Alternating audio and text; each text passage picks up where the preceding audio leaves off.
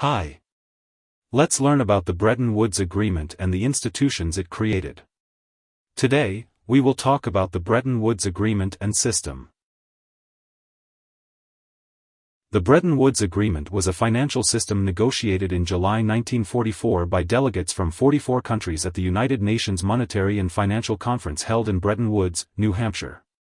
Under this system, gold was the basis for the US dollar and other currencies were pegged to the US dollar's value. The Bretton Woods system ended in the early 1970s when President Richard M. Nixon announced that the U.S. would no longer exchange gold for U.S. currency.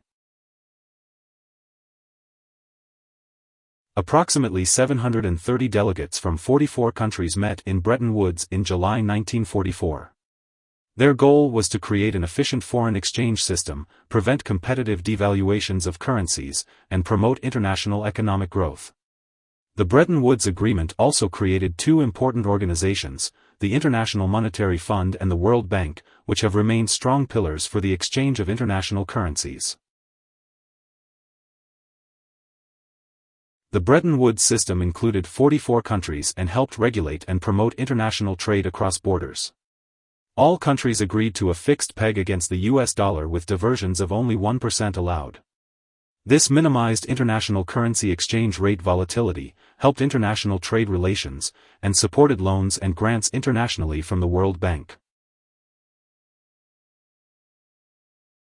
The Bretton Woods Agreement created two important institutions, the IMF and the World Bank, which have been globally serving as important pillars for international capital financing and trade activities.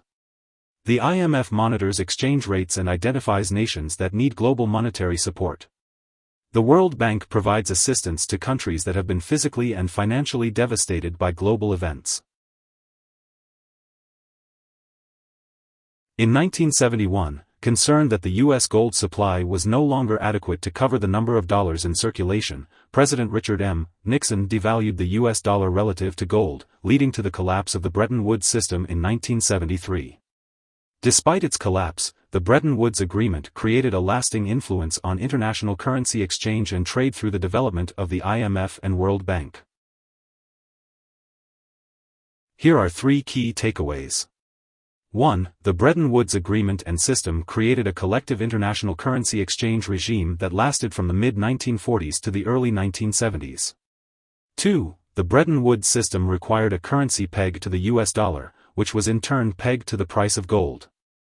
3. The Bretton Woods system collapsed in the 1970s but created a lasting influence on international currency exchange and trade through the development of the IMF and World Bank.